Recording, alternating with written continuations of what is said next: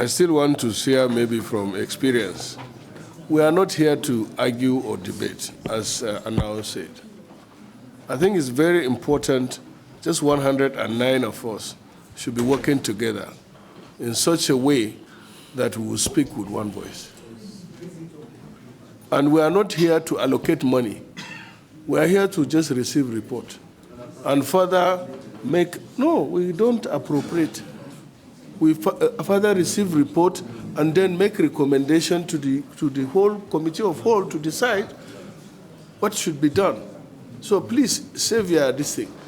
And Mr. Chairman, please, if you come, let everybody lay his report and go. Yeah. That is what would have been done by now and start the nitty-gritty. Okay, sir. But, so please, go and settle your differences. But personally, I want to say that in as much as the president is so eager to have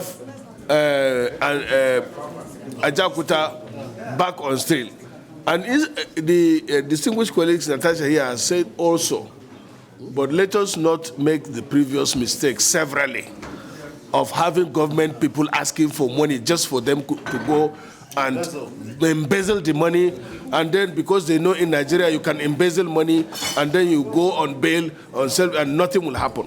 Let them go and borrow the money. Yes. If it is a business, they should go and borrow the money, invest it in business. If it is about the timeline, all the companies that are saying that they should give them the contract, they are Nigerian companies. They should wait. Let these people, or let them pay advance now. When you want to produce something, you give advance to the company.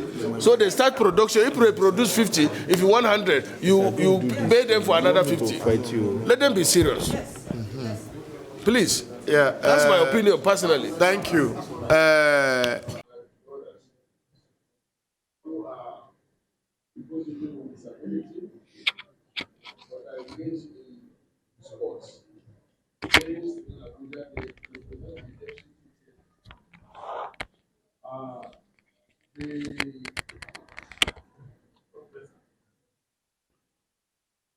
As you might be aware, recently there was a concluded national para games in Anamko, in FCT. Kano took the gold, Lagos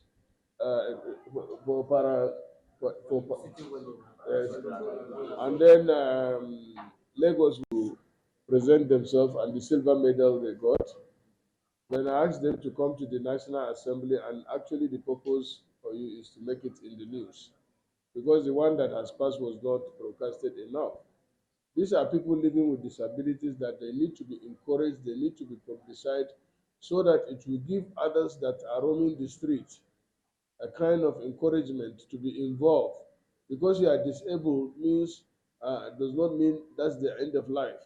But if you are able to live with it, you can make a better life of yourself.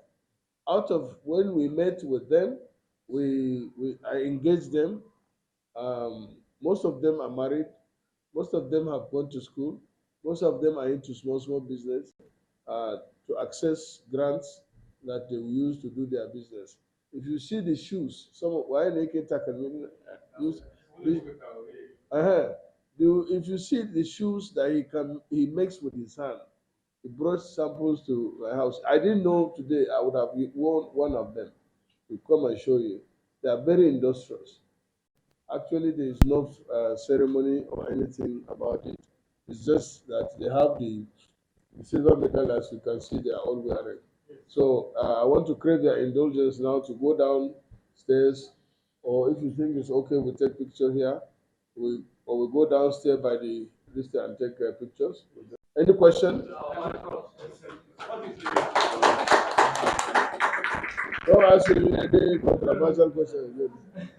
I just want to know, because of their brilliant chairman sports, why I invited the chairman sports, despite the fact that they are doing budget presentation, is for him to come and also speak with them.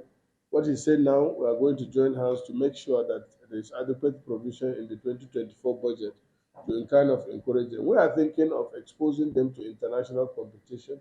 just as some of our footballers are making waves in the international arena, the people living with disability are doing the same. Recently, the Nigerian Army contingent went to Germany and won gold medal. Most of the those in the army that were injured, some are that are living with disability. So they can. Okay, you see, you can see. Uh, so, any other question? We'll just go down and take the pictures. So let's go down, please. The press.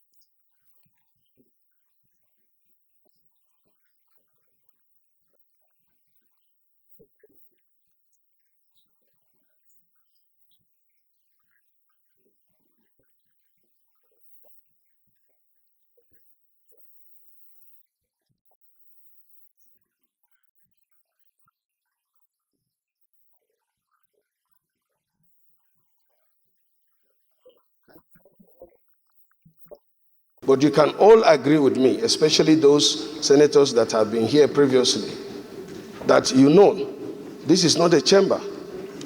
This looks more like a conference room. It's supposed to be a chamber. Senators are supposed to be heard clearly. If you go and record what I'm speaking now, you will not know straight away that it is Senator Ndume that is speaking. So also when the leader was talking, we need to correct this. We need to change so many things, like the sitting. Now, if you want to stand up, you have to use a strategy or tactics to stand up or to sit down. There is no voting device here. If we are to vote electronically, the facilities are not there. But previously, we had that. There is no clock here for senators to see what's the time, because maybe they have some commitment outside. The clock is, even at the back, there's no clock. So you see, you are showing me and I'm looking for it.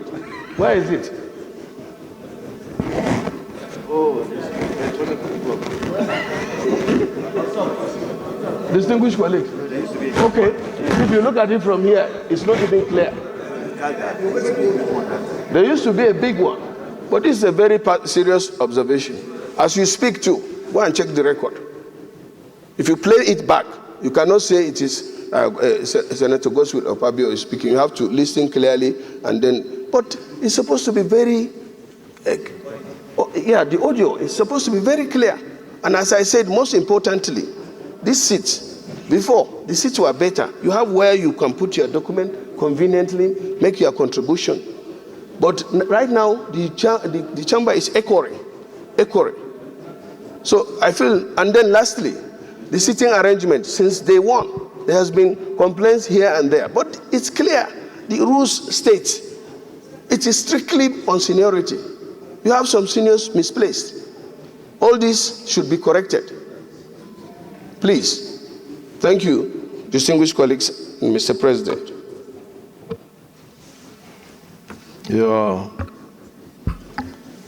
Senator Ndume, representing Borno South. First of all, Mr. President, I want to commend the Deputy Senate Leader for bringing up this very important motion, and it should be treated as such. Mr. President, the conception of the project was very laudable, and many Nigerians were looking up to it. Unfortunately, as he said, 10 years after launching it, we have not achieved any progress. It will be one of our great achievements if the 10th Senate can restart that project, which is very, very important. And looking around the world, it is such project that makes a city bigger, better, and beautiful. You hear or you see everywhere in Abuja, whether it's on your way to Kefi, Kaduna, Kogi, you see so many estates. But They are all developed in reverse order. What do I mean by that is that they build the houses first, scatteredly, some completed, some not completed, no roads, no water system, no security, no access. And you see estates all over Abuja. But without planning and execution, you see most of the estates as an extension of a slum where there is no plans. But we can correct that by starting with the Centennial City, which is private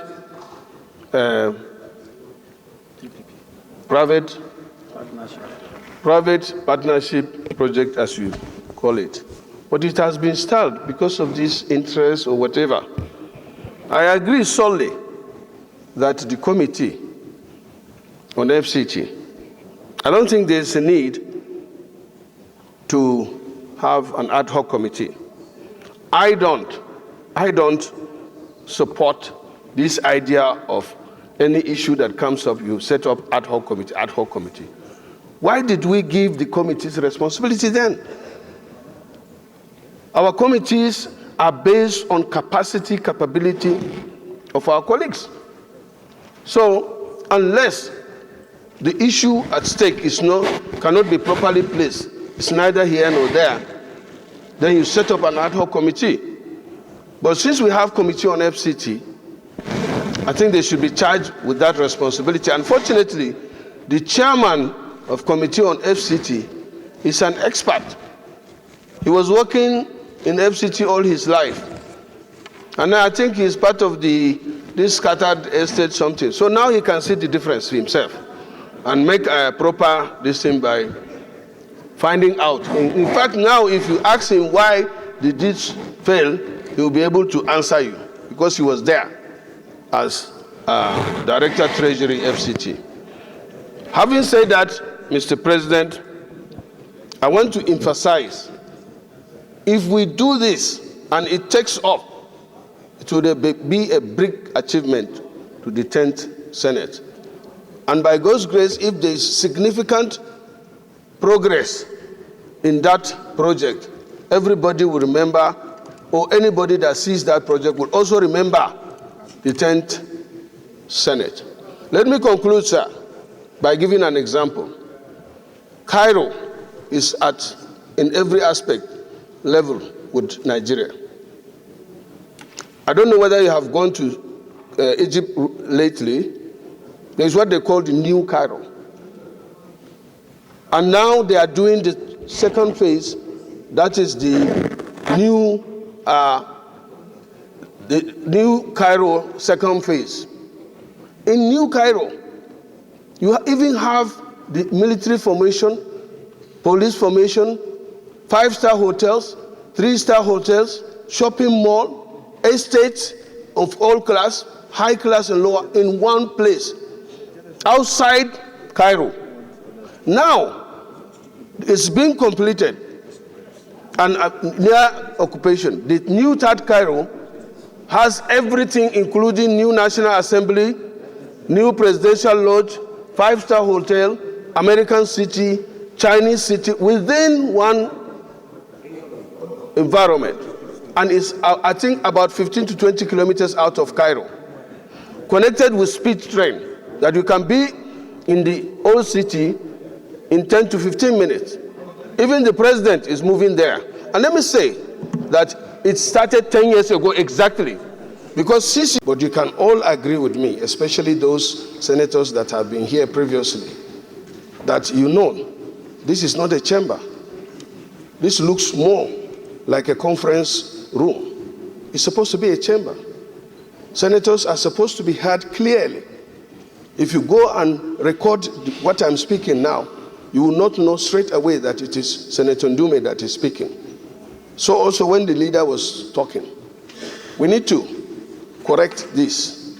We need to change so many things, like the sitting. Now, if you want to stand up, you have to use a strategy or tactics to stand up or to sit down.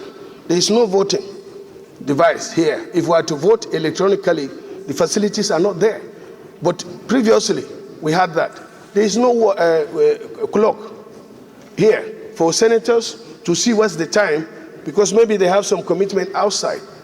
The clock is, even at the back, there's no clock. So you see, you are showing me and I'm looking for it. Where is it? Oh, this distinguished colleagues. Okay, if you look at it from here, it's not even clear. There used to be a big one, but this is a very serious observation. As you speak to, go and check the record. If you play it back, you cannot say it is Senator Godswill Opabio is speaking. You have to listen clearly, and then, but it's supposed to be very, the audio is supposed to be very clear. And as I said, most importantly, these seats, before, the seats were better. You have where you can put your document conveniently, make your contribution. But right now, the chamber is echoing. So I feel, and then lastly, the seating arrangement, since day one, there has been complaints here and there. But it's clear, the rules state, it is strictly on seniority. You have some seniors misplaced. All this should be corrected. Please. Thank you, distinguished colleagues, Mr. President.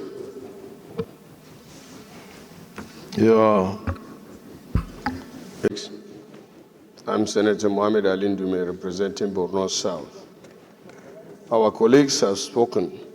Just want to add my simple voice to it, because God says the voice of the people is his voice.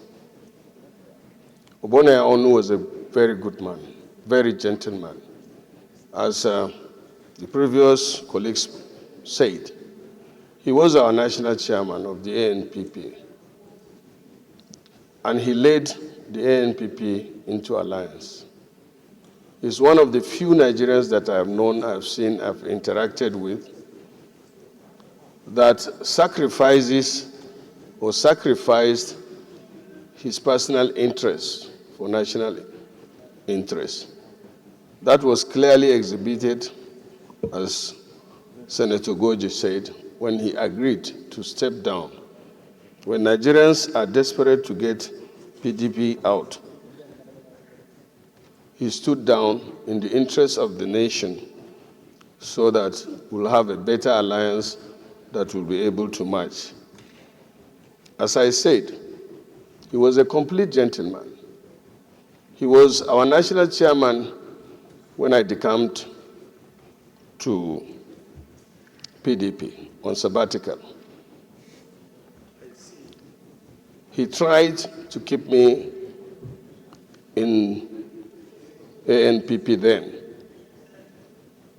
But my people called on me to come and serve as a senator.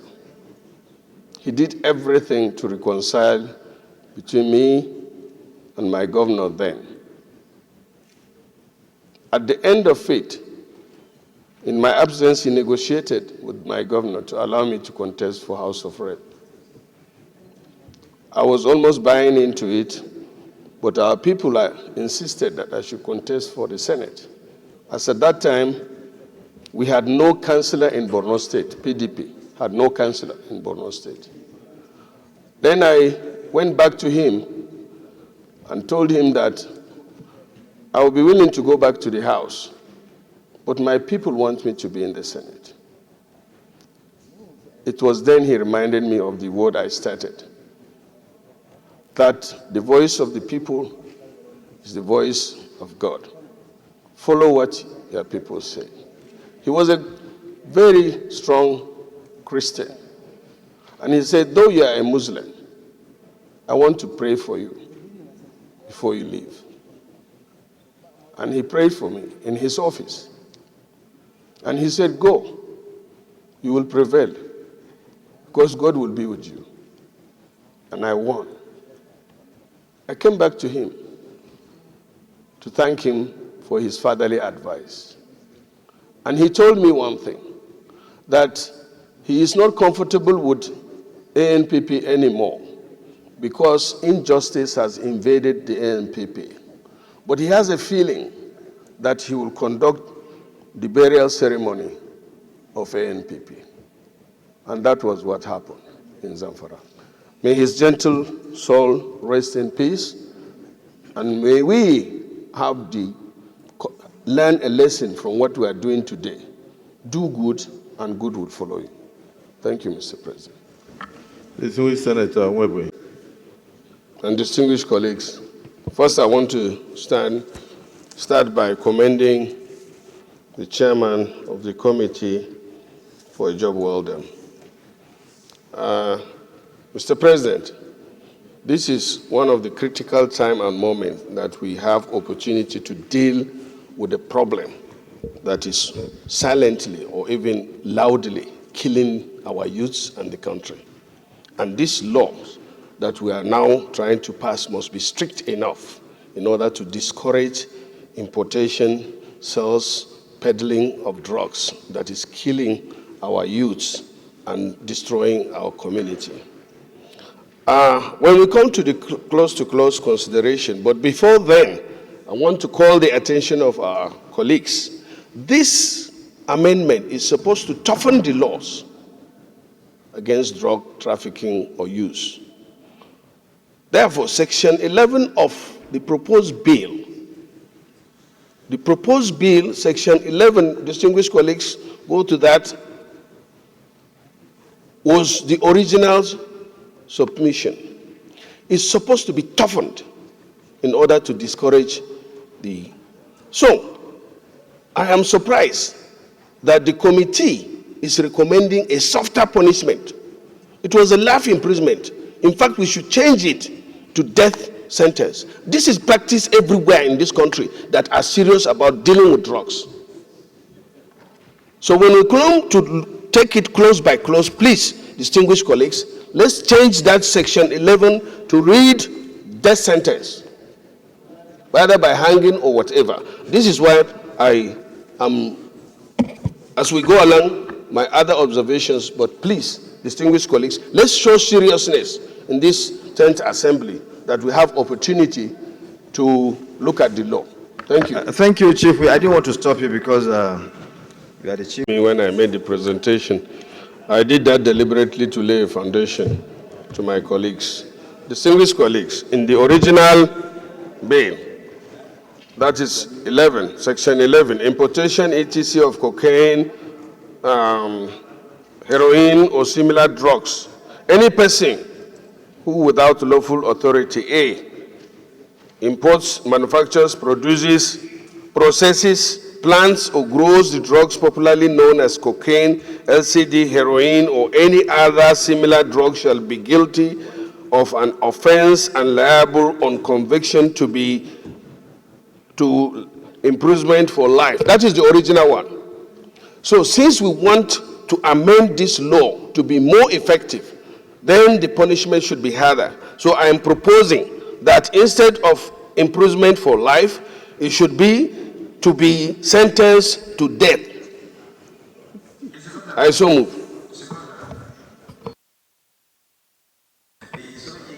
Mr. President, and my distinguished colleagues, and I want to commend the committee for a job well done. And I want to also call on our distinguished colleagues, Mr. President, for this opportunity. We should take this particular issue that affects Nigerians very seriously. So I want to refer to the Constitution.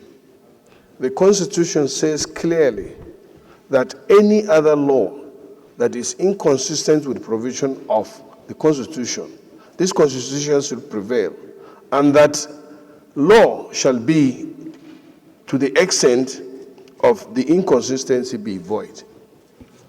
This country belongs to us. This democracy belongs to the people. I'm surprised, and there are two surprises now. One is the sudden hike of the electricity tariff, and which to me is against the Constitution, because our Constitution is supreme. Section 42 says that you cannot discriminate against Nigerians. When I heard about this band A, band 2, band B, band C, it's discrimination. It's discrimination. And it should not be allowed. This is the first time I'm hearing it, that you can get an hour for 20 hours. And somebody will get it too. Supposing you are living among the masses, and you can afford to pay for 24 hours. And that is what they are supposed to provide. Besides, this power distribution company belongs to Nigerians. They just took it like that and then use it to be loading charges on Nigerians. Suddenly one morning, they wake up again and say, a cybercrime levy. Thank God this president is listening. And we have a responsibility of calling people to order. If you see how the Minister of Power was presenting this increase in power, as if he owns the company and these Nigerians are being provided. It should not be like that. We are appointed, we are elected. Please, SP, I can see that you are running out of patience. But we are supposed to be doing the right thing. Please.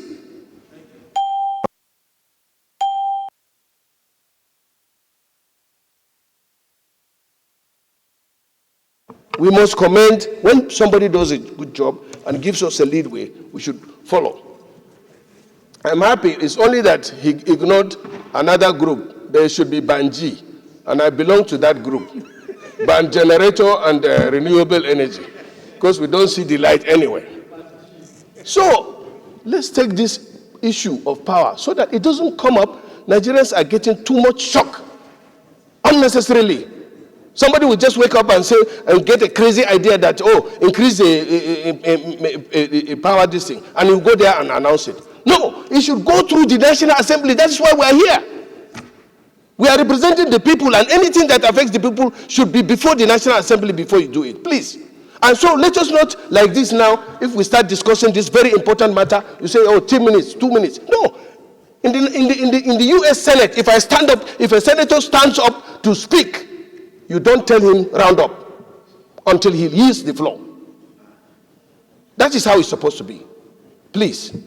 So, Chief Whip, you are the one that moderate time. Are you now saying your functions are there?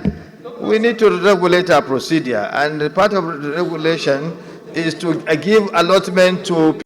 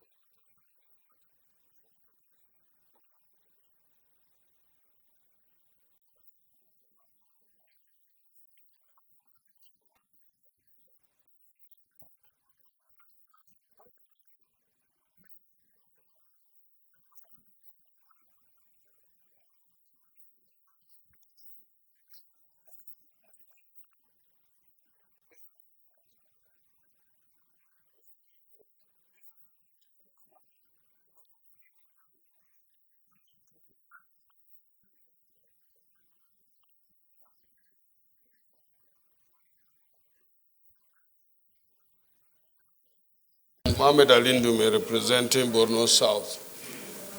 Mr. President, distinguished colleagues, as the mover of the motion said, this is a very serious threat to democracy. But the Senate here can do a little, especially when it comes to issues on motion.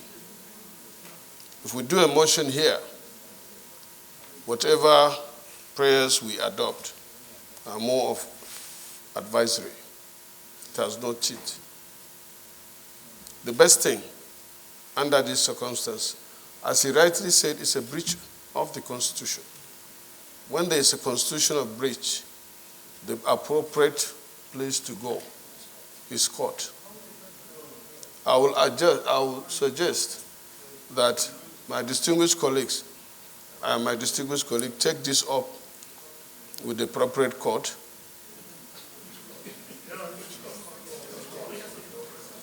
So that, but what we do here will only amount to advice. That is the truth.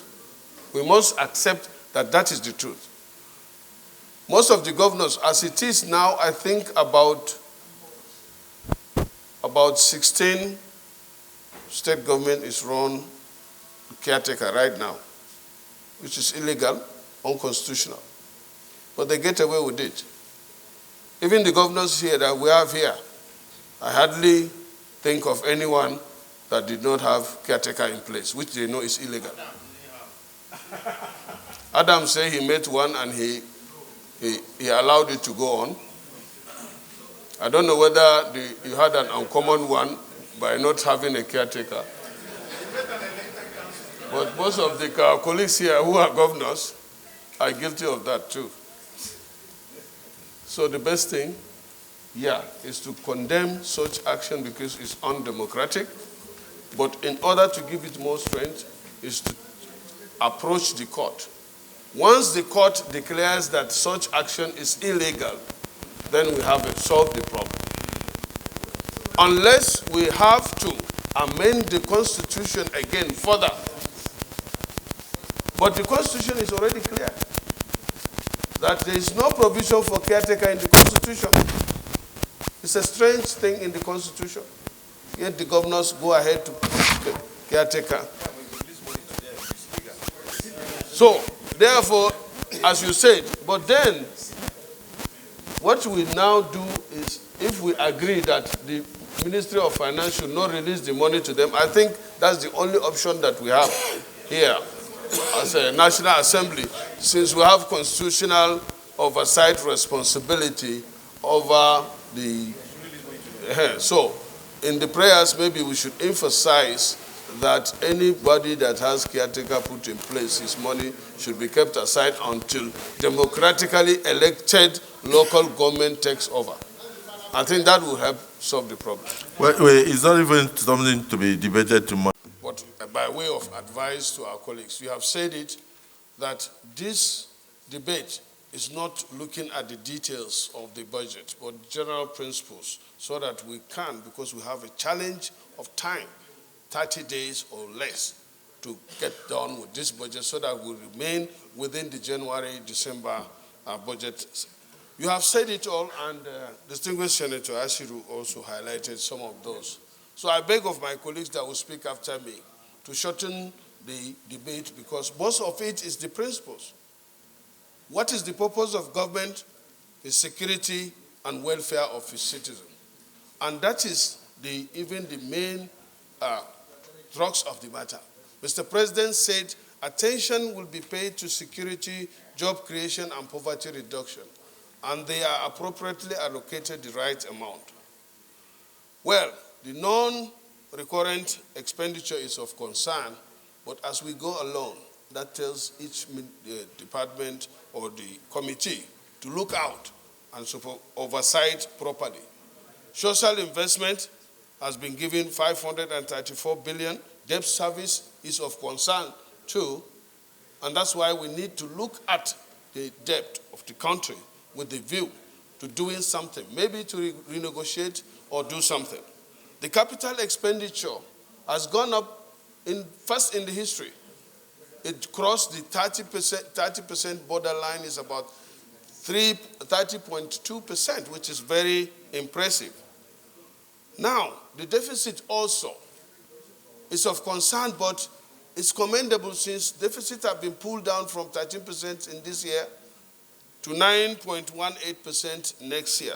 That is also commendable. Even the funding, where it has been said that 7.8 is to be borrowed. Borrowing is not wrong. It is what you do with the money that you borrow that matters. And the president, in his presentation, made it clear that these borrowings will be used for infrastructural development that will be visible and people will see it. Once Nigerians see what the money they borrow for is, like railway, like this, it will now be something worthwhile or worth it. The revenue side, I should have said it all, that we are projecting, Abiru, yes sir, Abiru, Ashuru, I don't know what you know. So, it's 18.32 trillion. The good thing about it is majority of it is coming from the non-oil sector, which is very promising. And about 10.3 billion is coming from non-oil related. The budget deficit also is something that is impressive. Last year, or this year that is running out, we had 6.1%. Now it's down to 3.8%. This is very encouraging. What the Senate need to do, and what we need to do within this time frame, is to give the president the chance to implement his renewed hope. The budget has shown it, and we need to give him a chance. All we need to do in the next 12 days that will go out is to cross the T's, dot the I's, and make a provision of, we call it provision for judgment of error, 5% plus, 5% minus, and work on the budget within the time. If possible, less than the time, so that we will pass the budget and give the president the chance to do what he intends to do with our support. So I beg of you to make the debate short, because in 8 minutes, this very important report, that is the budget of the FCT, because by today we are going to suspend plenary and start committee works, so that the media people will know, say, yeah, we are aware that the report of the FCT budget, which has been considered by the committee, will be received and considered today. Thank you very much for your guidance. Your guidance is noted. Once again, I'm Mohamed Ndume, representing Borno South. Mr. President and distinguished colleagues, I want to first of all commend the mover of this very, very important motion. This motion is not only important to the people of Northeast, but to the country in general. And the sponsor of the motion have captured it all. The issue of power is something that is very, very important. In fact, even if it is the only thing that this government at the end of it will be proud of, I think it's worth doing. You can see that we have been witnessing system collapse here and there, and this is because there is no coordinated generating capabilities all over. And having this in the Northeast, and also knowing fully that the Northeast, out of all the zones in terms of this infrastructural development, is behind.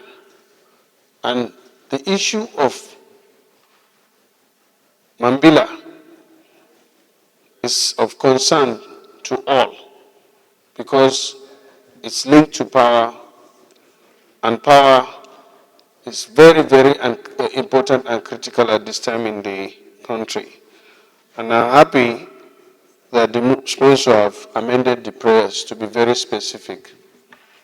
the issue of, and just is a matter of emphasis, that the issue of Mambila should be included as part of the legacy project, because all these things that we are doing, if the power matter is not addressed, it will be just like dancing in one place.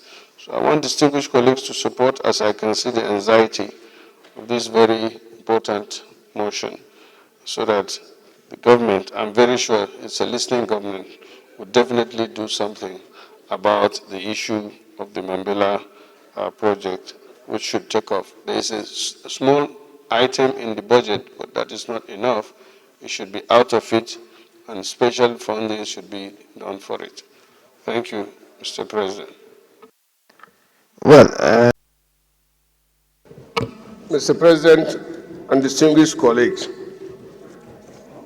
while I rise to support that this necessary and important bill be committed to the Committee of the Whole, I want to make a very important observation. The main purpose why we want this supplementary budget extended is for the executive to be able to complete the capital budgets of the previous year. That is the main reason. Therefore, we should do such by explicitly including a clause where it will indicate that the supplementary budget is not just a rollover, but an extension to allow the government to complete capital budgets.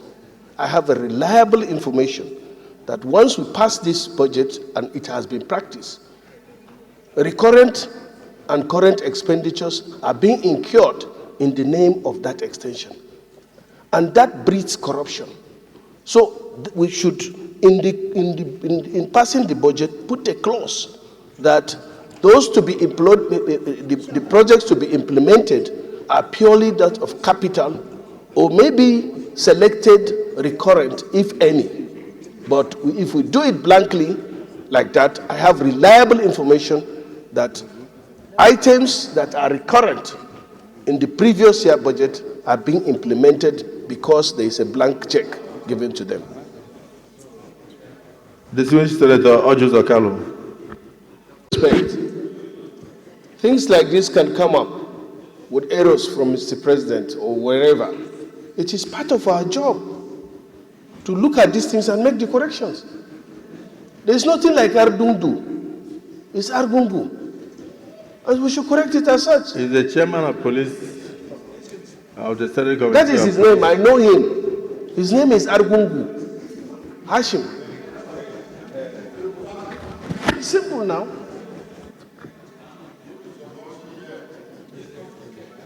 Is there anybody that is a member of the Senate Committee on Police Affairs? I think I agree with what Senator. That is Order 55.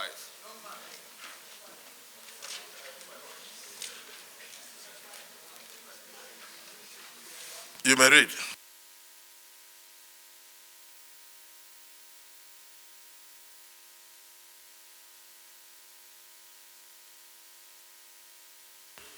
Is on behavior of senators in the Senate. 55. I want to appeal to our distinguished colleagues to please read Order 55 and try to abide by it. Did you read, Mr. President? I know it was Senator Ndume reading.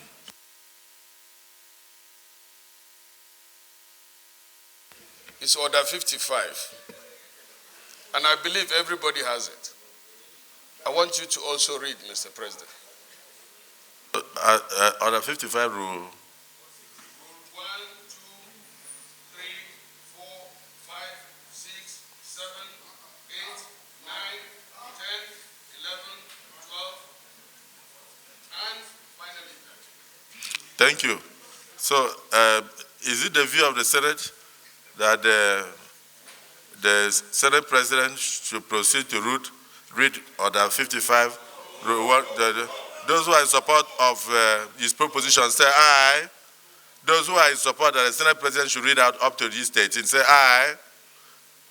Those who are against say nay. The nays have it. Senator Ndume, they said I should not read. But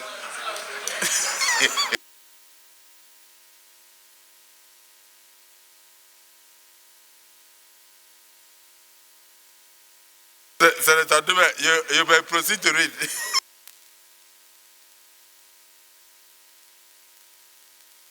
Out, but my right of the Order 55 remains. So I read. 1. At the entry of the presiding officers, senators, officials, members of the press, and those in the gallery should stand still until the presiding officer has taken his seat. 2.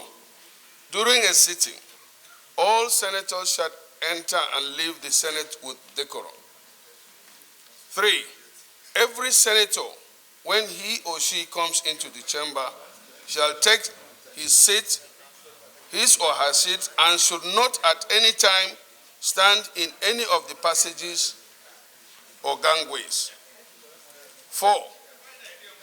Every senator shall make obeisance to the chair in passing, or obeisance to the chair from his seat. 5.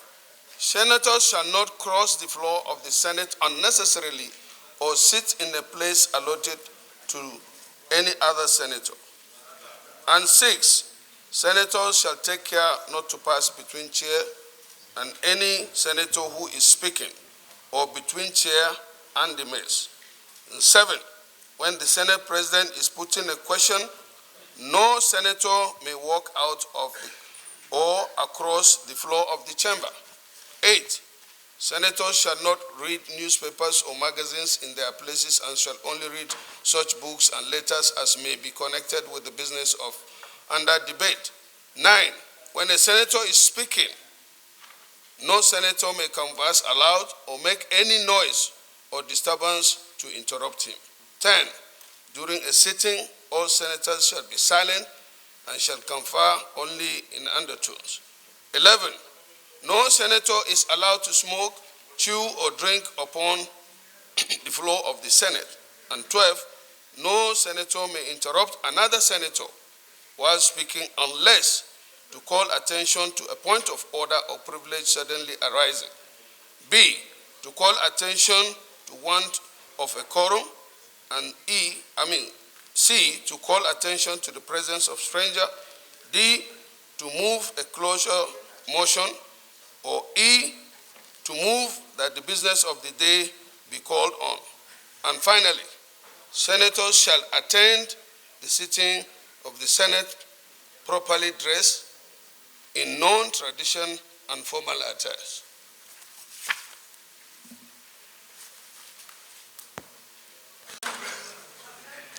The Senator 55, as eloquently read by the Senate Majority Whip, is applauded and sustained.